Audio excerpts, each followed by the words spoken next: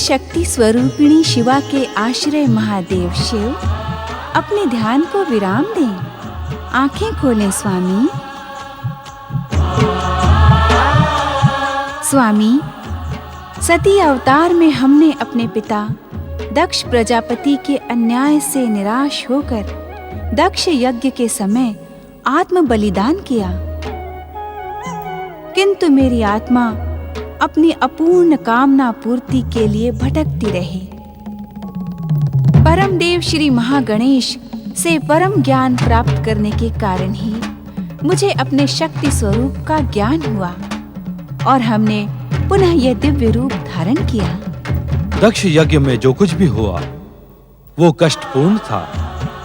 यदि तुम्हारे आत्म बलिदान के पश्चात भी तुम्हारे पिता दक्ष प्रजापति को दंडित न किया जाता तो यज्ञ और अनुष्ठान जैसे पवित्र कार्य धर्म संस्थापन के स्थान पर अहंकार एवं व्यक्तिगत संतुष्टि के माध्यम बन जाते। अर्थात शक्ति, तुम्हारे सती अवतार के पिता दक्ष प्रजापति ने उस भव्य यज्ञ का आयोजन अपने व्यक्तिगत स्वार्थ को प्रोत्साहन देने तथा पृथ्वीलोक पर गौरव सुनिश्चित करने के लिए ही किया था।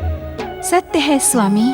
परमदेव श्री महागणेश के इस लीला संसार में किसी भी व्यक्ति का धर्म के मूल्य पर व्यक्तिगत स्वार्थ तथा व्यक्तिगत गौरव को प्राप्त करने का दिव्य स्वप्न कदापि पूर्ण नहीं होगा। धर्म और अनुष्ठान का उद्देश्य जन कल्याण, लोकहित तथा जीव मात्र का उद्धार ही हो सकता है, व्यक्तिगत स्वार्थ की पूर्ति नहीं। अर्थात सती स्वरूप में दक्ष यज्ञ के समय मेरा आत्म बलिदान उचित था स्वामी। हाँ देवी शक्ति, दक्ष यज्ञ का ध्वंस करके आपने व्यक्तिगत स्वार्थ संतुष्टि की जन्म ले सकने वाली अनुचित परंपरा का सदा सदा के लिए अंत कर दिया। इसके पश्चात कोई भी पृथ्वीवासी धर्म के मूल्य पर अपनी स्वार्थ सिद्धि पूर्ण करने के लिए दुस्साहस नहीं करेगा। आपके कल्याणकारी वचनों को सुनकर मेरा चित्त शांत हो गया। अब शिव की शिवा पुनः शिव से ही एकाकार होने की इच्छुक है। तुम्हारे बिना हम अपने आप को अपूर्ण तथा रिक्त अनुभव कर रहे थे। आओ, हमारे अस्तित्व में समाकर अपना स्थान ग्रहण करो।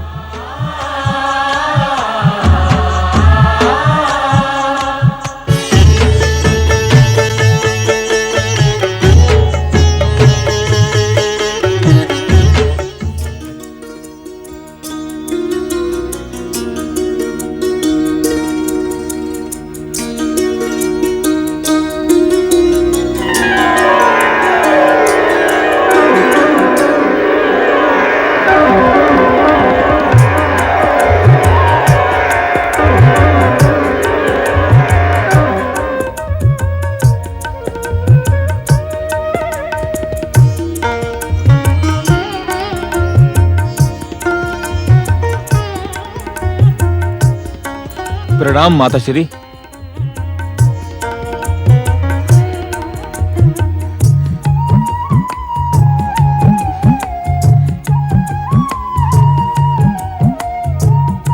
मुझे विश्वास नहीं होता कि तुम दीति के पुत्र हो।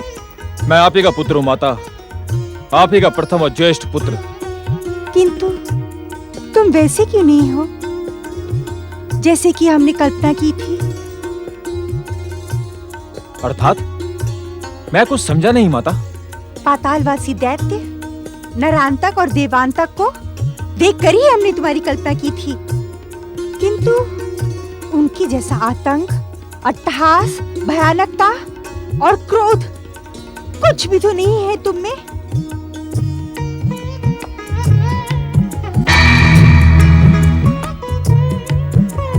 श्री गणेशाय नमः। पुत्र जन्म की तुम्हें हार्दिक बधाई देवी दीदी। तुम्हारा मनोरथ पूर्ण हुआ। हाँ हाँ दीदी, मेरी ओर से भी आपको अनेकानेक बधाइयाँ। प्रणाम पिताश्री। आयुष्मान भव पुत्र। देवी दीदी, तुम्हारी इच्छा पूर्ति के लिए हमने अपने आराध्य श्री महागणेश की आराधना की थी। इसी कारण तुम दानव और मानव की महान संस्कृति के प्रतीक हो। अर्थात इसका मन मानव के समान सौम्य और सदाचारी है, किंतु शरीर दैत्यों के समान कठोर है। पुत्र, देवी अदिति भी तुम्हारे लिए माता के समान है। इन्हें प्रणाम करो। प्रणाम माताश्री। कीर्तिमान भव पुत्र। तुम्हारा शरीर मेरे पुत्र इंद्र के वज्र के समान ही कठोर है। इसी कारण मैं तुम्हें वज्रांग ही कहूंगी। तुम्हें युद्ध में अपने अभेद्य शरीर के कारण कोई भी परास्त नहीं कर सकेगा।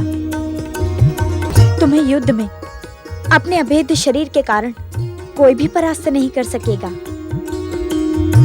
अदिति, मेरे पुत्र के कठोर शरीर की तुलना अपने पुत्र इंद्र के वज्र के साथ करके तुमने मेरा अपमान किया है। आशीर्वाद देते समय भी तुम्हारी दुष्टता स्पष्ट है।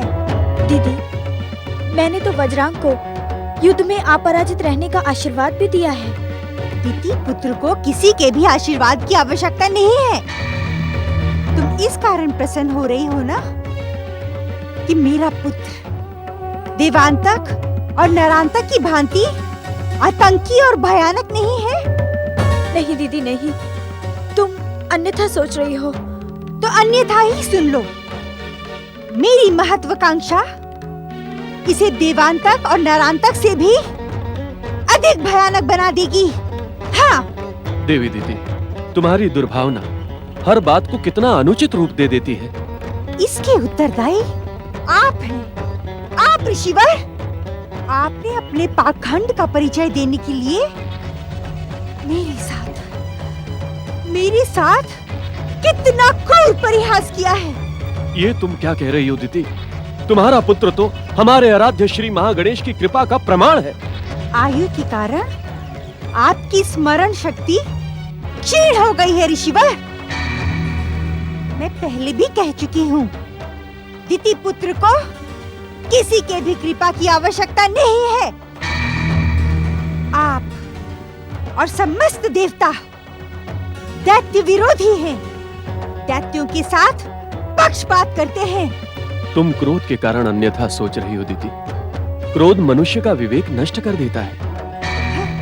शांत हो दीदी, शांत हो देवी।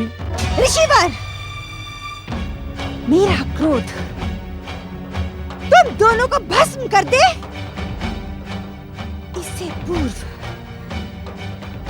पूर्व इस कक्ष का त्याग कर दे। जाओ।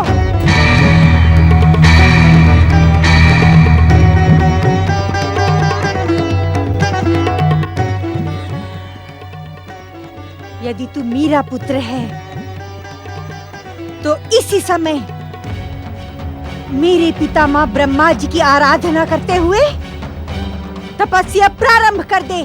किंतु क्यों माता? क्यों पूछकर तू मेरा अपमान ना कर पुत्र। ब्रह्मा जी को प्रसन्न करके तू उनसे अमरता और दैत्य शक्ति संपन्न होने का वरदान मांग। उसके पश्चात अदिति पुत्र इंद्र के स्वर्ग पर आक्रमण करके तू उस भीरू इंद्र को स्वर्ग से पतित कर दे। जो आज्ञा माता। ठहरो, अभी मेरी आज्ञा पूर्ण नहीं हुई है। क्षमा करें माता। दैत्य जाति में क्षमा का कोई स्थान नहीं होता। मेरी मनोकामना पूर्ण करने के लिए तुम्हें स्वर्गाधिपति बनना होगा। स्वर्ग सिंहासन पर अधिकार करना होगा। जाओ। जो आज्ञा माता।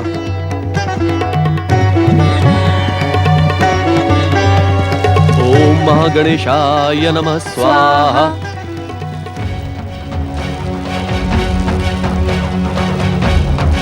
ओम महागणेशाय नमः स्वाहा। ओम महागणेशाय नमः स्वाहा।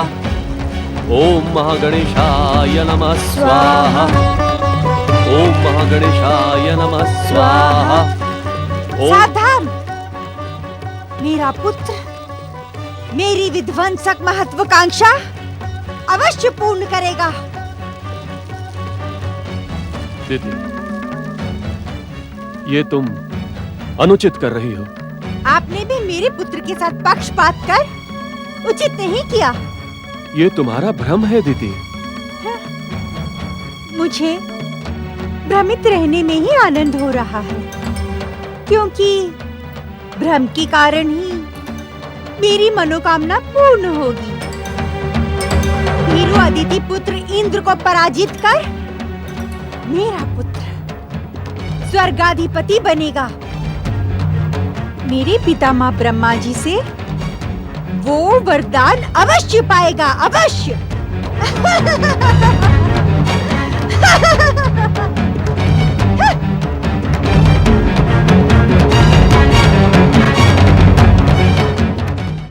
ओम ब्रह्मणे नमः। ओम ब्रह्मणे नमः। ओम ब्रह्मणे नमः। ओम ब्रह्मणे नमः। ओम ब्रह्मणे नमः। ओम ब्रह्मणे नमः। ओम ब्रह्मणे नमः। ओम ब्रह्मणे नमः। नारायण नारायण। ओम ब्रह्मणे नमः।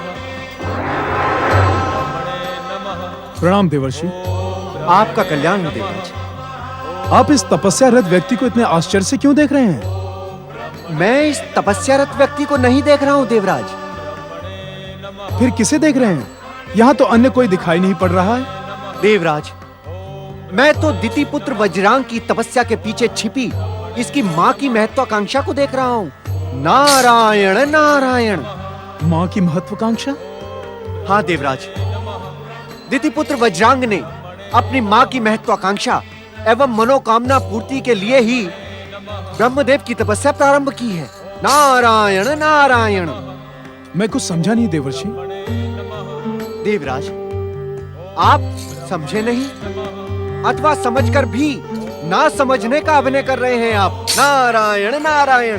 परिहास न करें देवर्षि, स्पष्ट बताएं, वज्रांग की तपस्या का उद्देश्य क्या है?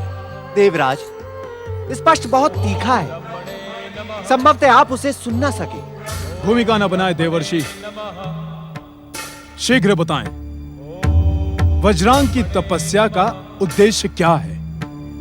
देवराज, आपका अहंकार आपके विवेक को नष्ट कर रहा है। आप उत्तेजना में ऋषि मुनियों का अपमान करने से भी भयभीत नहीं होते हैं। नारायण नारायण। स्वर्गाधिपति देवराज इंद्र संसार की कोई बात से भयभीत हो ही नहीं सकते हैं। क्षमा करें देवराज, पातालवासी दैत्य देवांतक ने तो आपको भयभीत कर ही दिया था। नारायण नारायण। किंतु आज मैं पुनः स्वर्गाधिपति हूं। देवांतक कहाँ गया? सावधान देवराजेंद्र, सावधान। दिति पुत्र वज्रांग ने स्वर्ग पर अधिकार करने की मनोकामना से ही ब्रह्मदेव की तपस्या प्रारंभ की है। नारायण नारायण। ओम ब्रह्मणे नमः। मुझे आपके कथन पर विश्वास नहीं। भला आपको वज्रांग की तपस्या का उद्देश्य कैसे ज्ञात हो गया? गंग गंग गंग गंग गंग। देवराज, क्या आपकी मति मारी गई है जो आप मेरे ज्ञान पर शंका कर रहे हैं? मैं तो आपको यही परामर्श दूंगा देवराज कि आप इस समय केवल स्वर्ग सिंहासन की चिंता करें।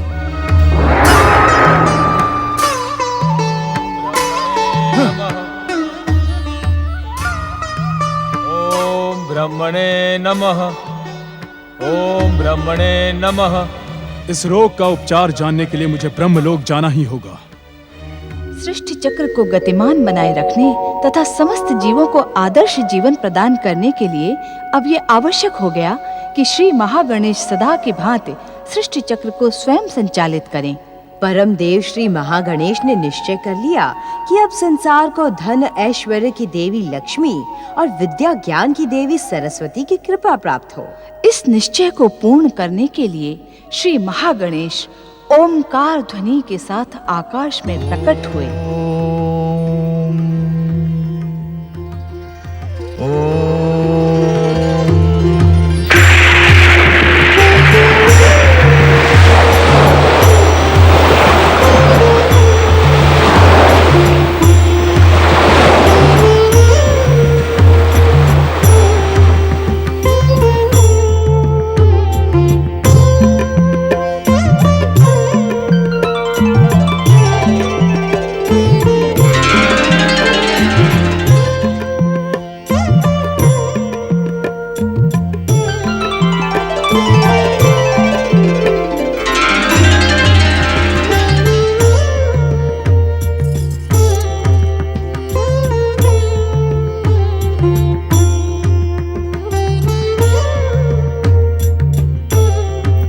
परम देव श्री महागणेश, कैलाशपति शिव के शक्ति के समान मैं सृष्टि के रचनाकार श्री ब्रह्मदेव की अभिन्न जीवन संगिनी हूँ। मेरे अभाव में ब्रह्मदेव की सृष्टि रचना अपूर्ण है।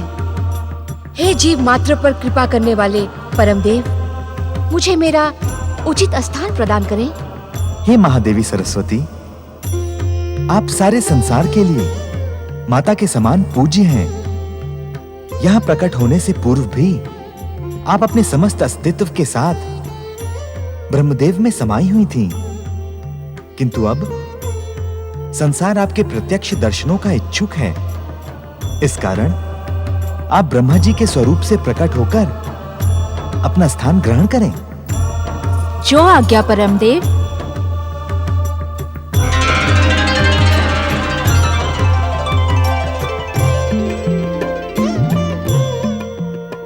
परम देव श्री महागणेश, मैं सागर कन्या महालक्ष्मी हूँ।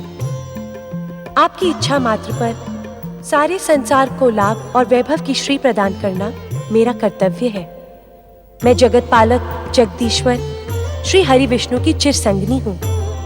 आपकी आज्ञा से मैं वैकुंठवासी श्री विष्णु के चरणों में अपना निवास बनाने की इच्छुक हूँ। हे महादेवी महालक्ष्मी, आप जगत पूज्य हैं।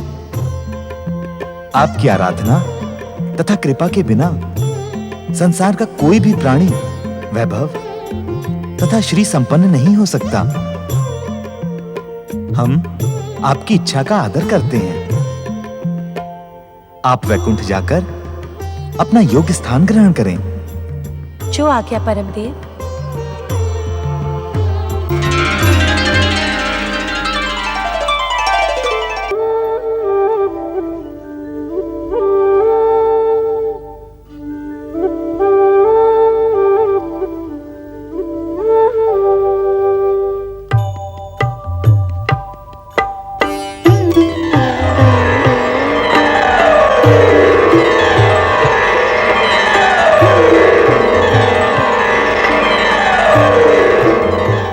जगत पालक जगदीश्वर भगवान श्री हरि विष्णु, मैं आपकी चिर जीवन संगनी सागर कन्या महालक्ष्मी आपकी चरण सेवा में उपस्थित हूँ।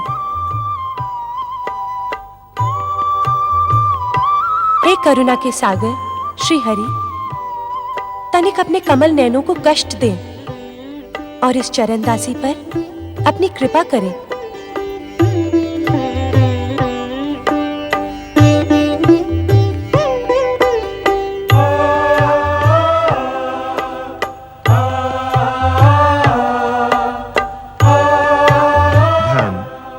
संपदा, वैभव तथा श्री की अधिष्ठात्री देवी महालक्ष्मी पधारें। आपका बैकुंठ में स्वागत है।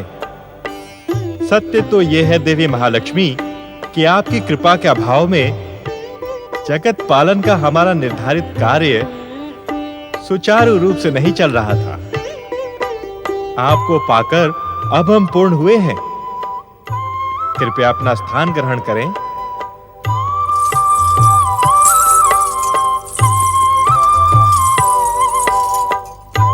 पूर्ण तो मैं हुई हूँ स्वामी। हम दोनों ही पूर्ण हुए हैं देवी लक्ष्मी। पधारें, हम दोनों मिलकर सृष्टि पालन के पावन कार्य में अपना योगदान दें।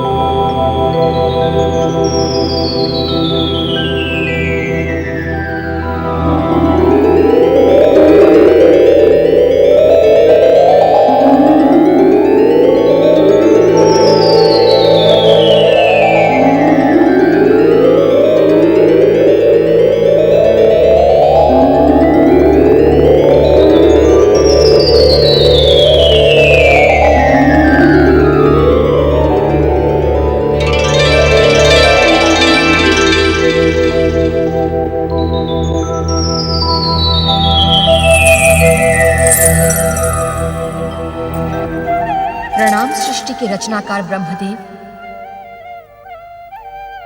मैं ज्ञान विज्ञान विद्या और कला की अधिष्ठात्री सरस्वती हूँ। स्वामी, मैं परम देव श्री महागणेश की इच्छा अनुसार आपके श्रीमुख द्वारा प्रकट हुई हूँ।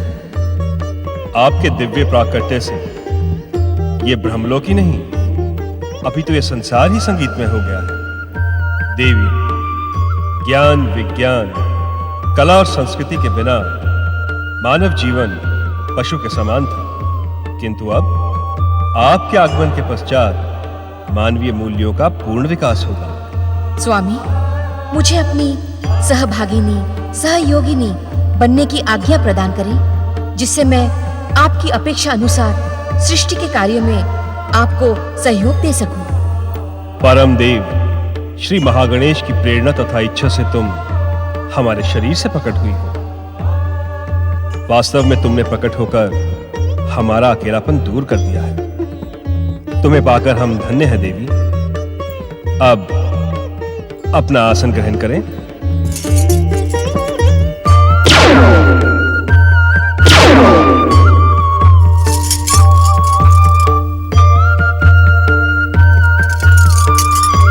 सृष्टि के रचनाकार ब्रह्मदेव का साथ पाकर वास्तव में धन्य तो मैं हुई हूँ स्वामी।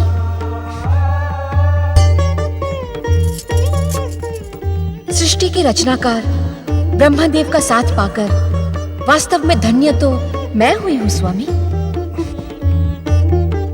सत्य तो ये है देवी सरस्वती कि हम दोनों ही एक दूसरे को पाकर धन्य हैं। सृष्टि रचना के कार्यों में अब हमें आपका सहयोग मिलने के साथ संसार को अपने विचारों की अभिव्यक्ति का नया माध्यम मिलेगा। अर्थात भाषा को माध्यम बनाकर अपने विचारों को प्रकट करने वाला मानव आज के पश्चात कला और संस्कृति को भी अपने विचारों को प्रकट करने का माध्यम बनाएगा।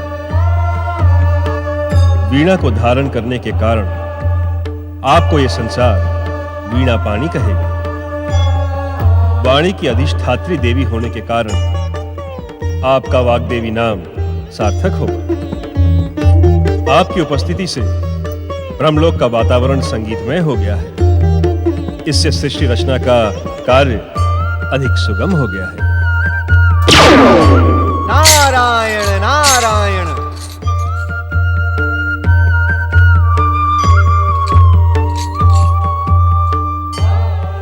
देवी सरस्वती, ये भगवत भक्ति का प्रचार करने वाले परम नारायण भक्त और हमारे मानस पुत्र देवर्षि नारद हैं। और आप स्वर्गाधिपति देवराज इंद्र।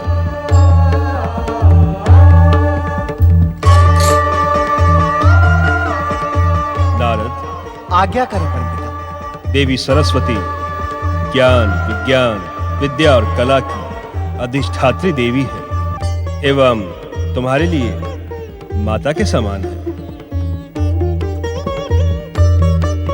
तुम्हारी ये वीणा इन्हीं के प्रकट ना होने के कारण ही अब तक मौन थी, अब ये मुखरित हो उठेगी।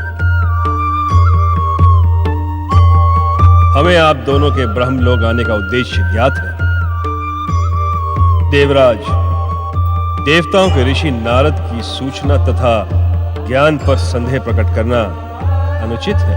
मैं क्षमा प्रार्थी हूं परमपिता, किंतु क्या देवराज, दिति पुत्र वज्रांग की तपस्या से भयभीत होने की कोई आवश्यकता नहीं।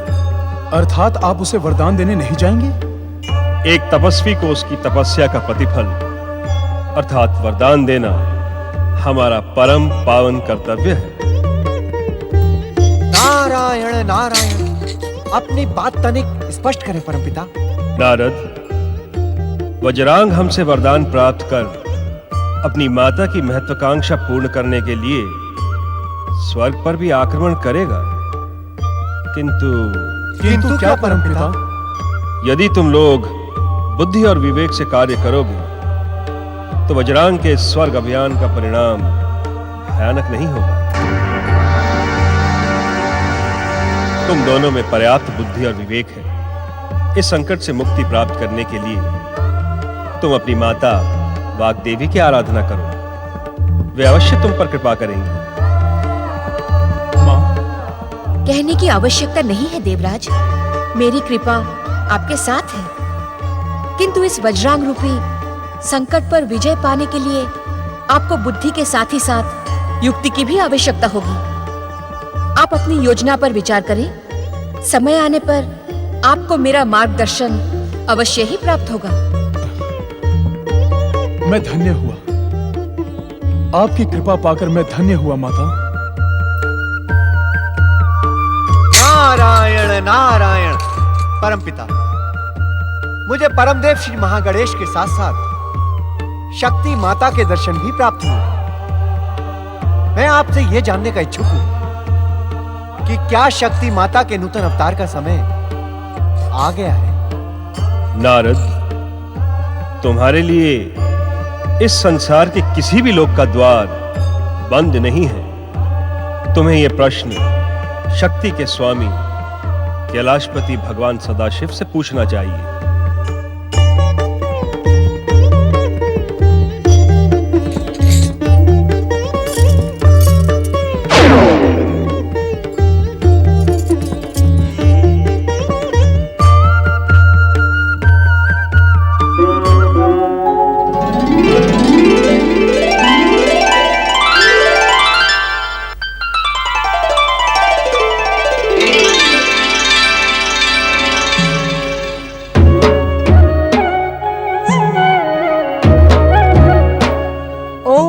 शिवाय नित्याय सत्याय शाश्वततमाय च अद्वैताय अनंताय अचिंत्य मूर्तये नमो नमः। शक्ति स्वामी महादेव शिव, आप अपनी शिवा को यूं एकटक मौन क्यों देख रहे हैं? मैं आपकी आज्ञा की प्रतीक्षा में यहाँ खड़ी हूँ। कैसी आज्ञा देवी? हे सर्वशक्तिमान, क्या इस संसार का कोई भी रहस्य आपसे छुपा है? मैं पुनः नारी रूप में जन्म लेने की इच्छुक हूँ, जिससे आपकी सहचरी बनकर अपनी अतृप्त मात्र कामना को तृप्त कर सकूं। देवी शक्ति, तुम्हारे सती रूप के त्याग के पश्चात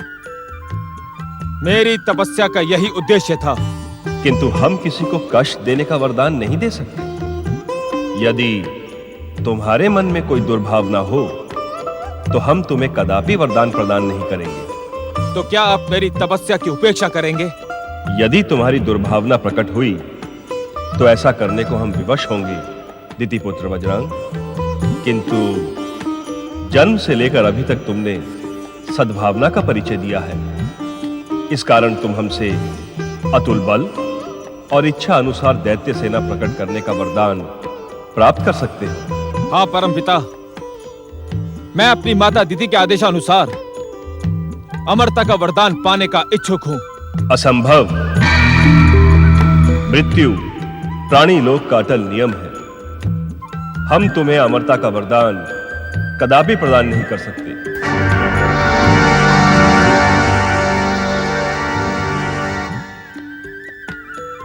फिर जो आपकी इच्छा हो परमपिता, मुझे वही वरदान प्रदान करें।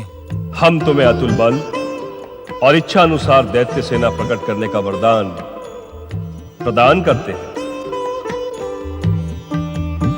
तथास्तु।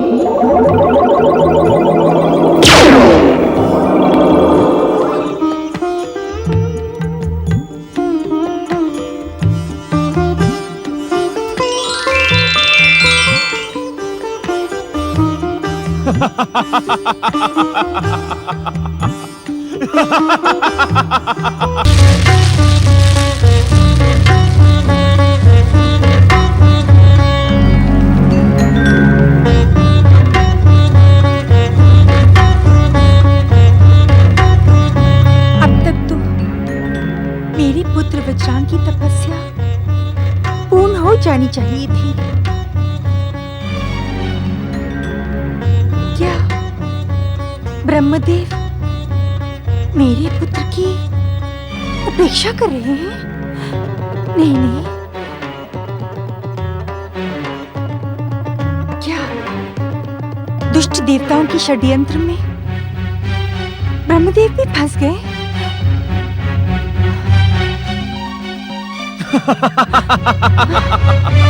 वज्रांग,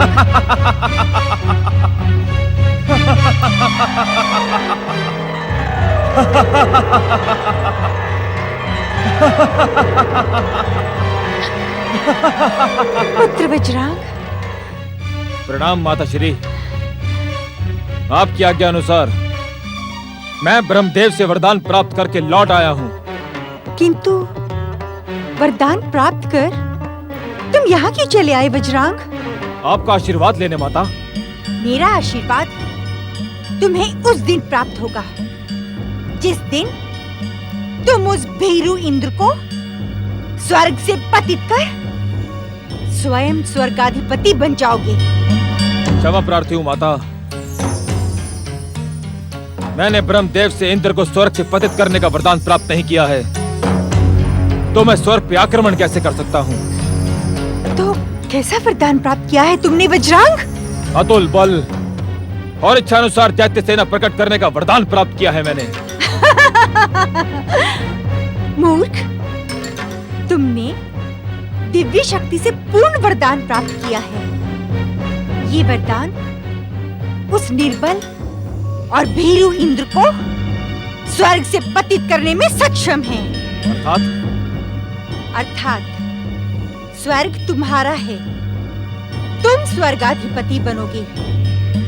अपनी इच्छा अनुसार दैत्य सेना को प्रकट कर स्वर्ग पर आक्रमण करो और मेरी इच्छा पूर्ण करो।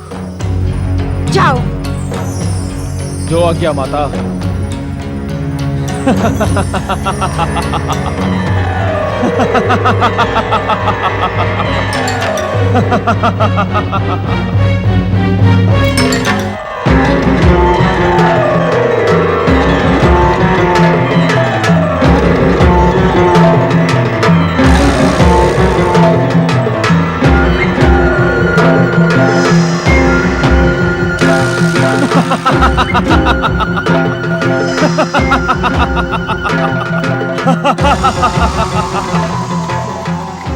असंख्य दैत्य वीरों,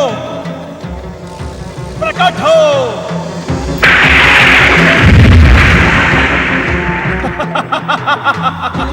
वरदानी वीर दैत्यराज बजरंग की वरदानी वीर दैत्यराज बजरंग की। मेरी एकमात्र इच्छा पर प्रकट होने वाले दैत्य वीरों, आगे बढ़ो और स्वर्ग पर अपना अधिकार कर लो।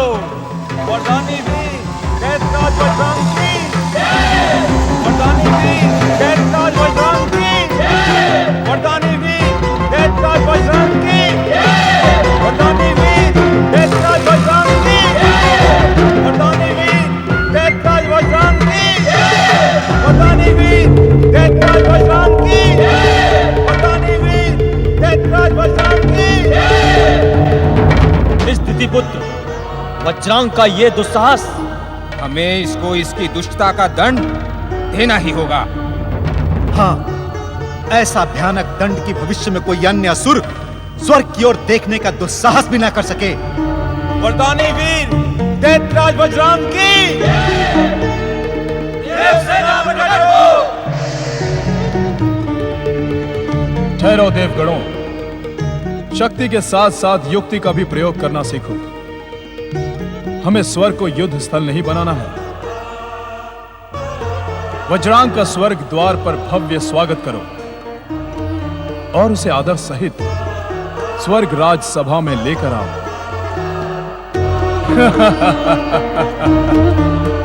चकित न हो देवताओं, इस युक्ति की प्रेरणा हमें वाग देवी मां सरस्वती की कृपा से ही प्राप्त हुई है। वरदानी वीर दैत्यराज बजरंग की वरदानी वीर दैत्यराज बजरंग की वरदानी वीर दैत्यराज बजरंग की।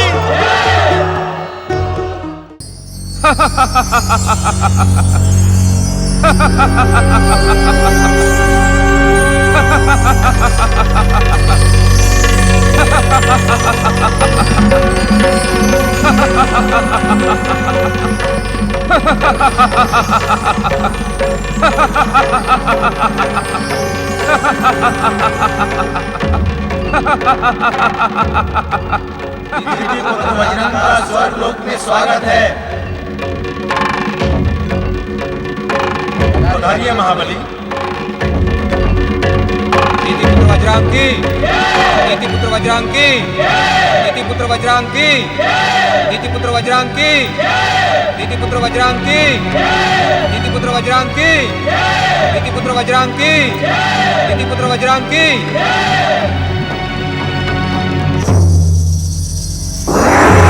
पुत्र महाबली वज्रांग की पधारे महाबली दैत्यराज वज्रांग, आपका स्वर्ग में स्वागत है। मैं यहाँ पधारने नहीं, शक्ति प्रदर्शन द्वारा स्वर्ग पर अधिकार करने आया था, किंतु आप लोगों का व्यवहार देखकर मैं चकित हूँ। यदि आप हमारे शत्रु होते तो हमारा व्यवहार ऐसा न होता। आप हमारे शत्रु नहीं, आप हमारे भ्राता हो। आपकी माता हमारे माता समान है और हम दोनों के पिता ऋषि कश्यप हैं। भाई भाई में ये वैर भाव अनुचित है। जिस तरह ये स्वर्ग लोक इनका है, वैसे ही ये आपका भी है देवर जी। और हमारी इच्छा के अनुसार आप हमारे साथ स्वर्ग सिंहासन पर विराजमान हुई।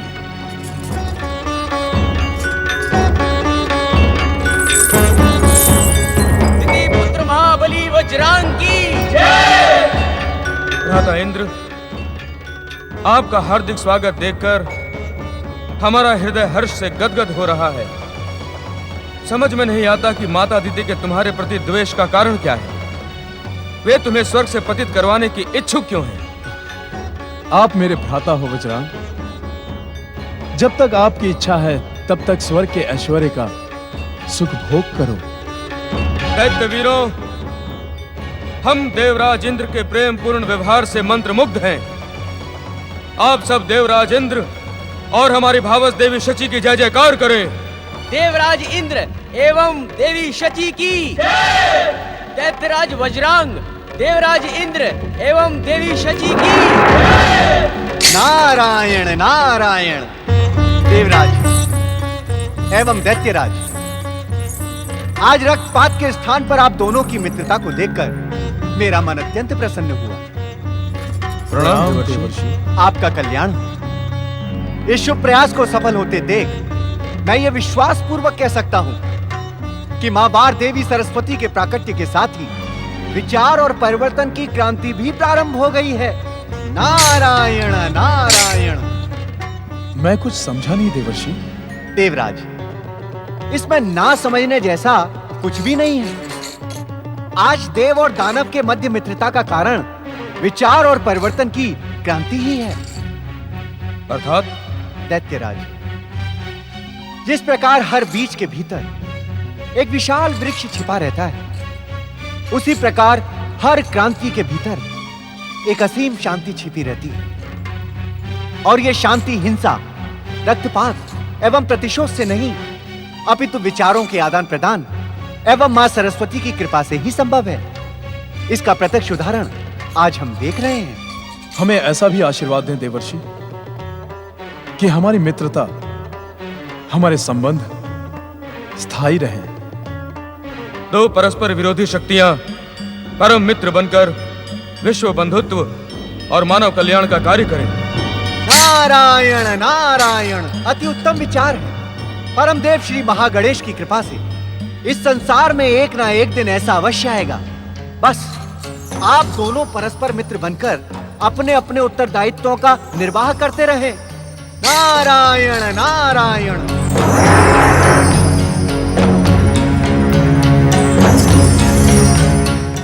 ओम महागणेशाय नमः स्वाहा। ओम महागणेशाय नमः स्वाहा। ओम महागणेशाय नमः स्वाहा। ज्ञान का भ्रम करने वाले ईश्वर, क्या आपको इस सत्य का ज्ञान नहीं कि इस संसार का सुख भोग वीर और बाहुबली ही करते हैं? क्या कहने को इच्छुक हो तुम दीदी? यही कि श्री महागणेश की आराधना से अदिति पुत्र इंद्र पर आया मेरे पुत्र वज्रांग का भयानक संकट टल नहीं सकता। इंद्र स्वर्ग से पतित होगा और पृथ्वी पर अनाथ निराश्रितों की भांति द्वार द्वार भटकेगा। मेरे ज्ञान पर आरोप लगाने वाली दीदी, संभवतः तुम्हें इस बात का ज्ञान नहीं है कि श्री महागणेश की आराधना करने से भयंकर से भयंकर संकट समाप्त हो जाते हैं, असाध्य कष्टों से मुक्ति मिलती है। जाने देना स्वामी। तुम बीच में बोलकर मुझे उत्तेजित करने का साहस न करो अदिति, अन्यथा परिणाम न तुम्हारे हित में होगा और न ही तुम्हारे पुत्र के। नारायण नारायण। देवी दीदी, अब तो परिणाम शुभ ही शुभ होगा। अर्थात का सत्य संभवतः आप सुन न सकें देवी दीदी। नारायण नारायण। क्योंकि यह आपको और आपकी महत्वाकांक्षा को भयानक पीड़ा पहुंचा सकता है। नारायण नारायण। भूमिका बनाकर हमारा समय नष्ट न करें देवर्षि। जो कुछ भी कहना है शीघ्र और स्पष्ट कहें। ठीक है, तो मैं स्पष्ट कह देता हूँ। स्पष्ट ये है देवी दीदी कि देवी अदिति का पुत्र इंद्र और आपका पुत्र वज्रांग दोनों बंधु भाव से गले मिलकर एक साथ स्वर्ग के सिंहासन पर बैठे हैं।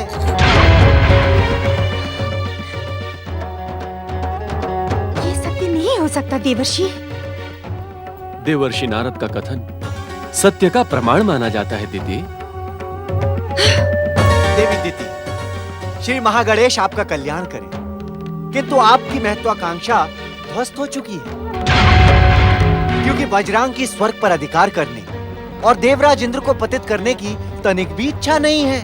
नारायण नारायण। यदि आपका कथन असत्य हुआ देवर्षि, तो मेरे पिता दक्ष प्रजापति के श्राप के पश्चात आपको मेरे श्राप का भी कष्ट भोगना होगा। गंग गंग गंग गंग गंग। देवी दीदी, क्या आप इतना भी नहीं जानती कि मेरे आराध्य भगवान विष्णु की इच्छा के बिना कोई शाप मुझे स्पर्श भी नहीं कर सकता। यह दक्ष का शाप मेरे लिए कष्ट नहीं, वरदान था। उसी शाप के कारण तो मेरा चित्त कभी प्रभु दर्शनों से शांत नहीं होता और मेरे मन की अशांति मुझे बार बार प्रभु चरणों के समीप ले जाती है। नारायण नारायण। आप दीति की बातों का अन्यथा न ले देवर्षि नारद। अपनी बहन के प्रति इसके भीतर न जाने कौन सा प्रतिशोध है। मेरे भीतर आपके व्यवहार का प्रतिशोध भरा है। जो सम्मान और जो स्थान मुझे प्राप्त होना चाहिए था, वो आपने इस अदिति को प्रदान किया है। आपका व्यवहार और सम्मान योग्य ही कहा है। क्या कहा आपने? नारायण नारायण। यही कि आप अपनी बहन अदिति के पुत्र इंद्र से अकारण जो द्वेष रखने की भयानक भूल कर रही हैं, उसका सुधार आपका पुत्र वज्रांग कर रहा है। ऋषिवर। आज्ञा देवर्षि नारद, कहें। ऋषिवर, वज्रांग और देवराज इंद्र की मित्रता का शुभ संदेश देने का मेरा कार्य पूर्ण हुआ। अब मैं प्रस्थान करता हूँ। नारायण नारायण नारायण। यदि वज्रांग ने भीरू इंद्र के साथ मित्रता करने की दुष्टता की होगी, तो मैं उसे अपने पुत्र के अधिकारों से वंचित कर दूंगी। देवताओं के षड्यंत्र का भयानक परिणाम होगा।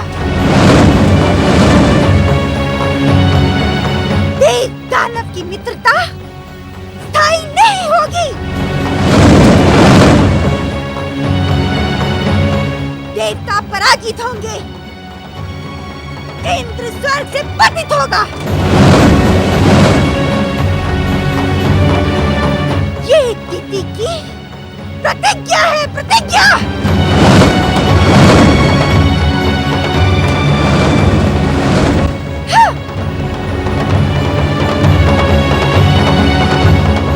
कृपा करें श्री महागणेश, कृपा करें। परम देव श्री महागणेश दिति को सुबुद्धि दे, उसे ज्ञान दे कि प्रतिशोध की भावना स्वयं को ही समाप्त कर देती है। कृपा करें।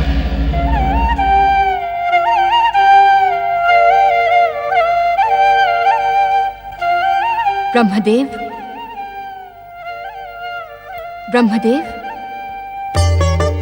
सृष्टि रचना के कार्य में लगे अपने मन को तनिक विश्राम दे स्वामी, और तनिक मेरी जिज्ञासा का भी समाधान करें। देवी सरस्वती, आपकी समस्या क्या हमारे सृष्टि कार्य से संबंधित है? हाँ स्वामी, दक्ष पुत्री दीति अपने पुत्र वज्रांग से निराश होकर दैत्य वंश के उत्थान के लिए अब क्या करेगी? तुम तो भली भांति जानती हो देवी सरस्वती कि हमारी पौत्री दिति भी अपने पिता दक्ष के समान भयानक अहंकारिणी है, और अहंकार सर्वनाश के बिना पराजय स्वीकार नहीं करता। किंतु स्वामी, सर्वनाश तो तभी होता है जब अहंकार चरम सीमा तक पहुंच जाए। तुमने सत्य कहा देवी। पूर्व निश्चित विधि के विधान के अनुसार दैत्य वंश का उत्थान सुनिश्चित है, किंतु दक्ष पुत्री दिति की कुप्रेरणा पाकर वो सर्वनाश की सीमा तक अवश्य पहुंचेगा। सृष्टि के रचनाकार ब्रह्मदेव, ऐसी स्थिति में तो स्वयं आपको दैत्य जाति के उत्थान को रोक देना ही उचित होगा। नहीं देवी सरस्वती, पूर्व निश्चित विधान को रोकना उचित नहीं होगा, और दैत्यों के उत्थान का अर्थ संसार का सर्वनाश नहीं होता, अपितु मोह माया, मद, लोभ, अहंकार और अधर्म की पराजय से धर्म की संस्थापना होती है। सत्य स्वामी, धर्म की स्थापना के लिए विधियों को ऐसी अनेक लीलाओं का निमित्त बनना पड़ता है। हाँ देवी, इस कारण दक्ष पुत्री दिति के कार्यों पर दृष्टि रखो, किंतु चिंतित न हो।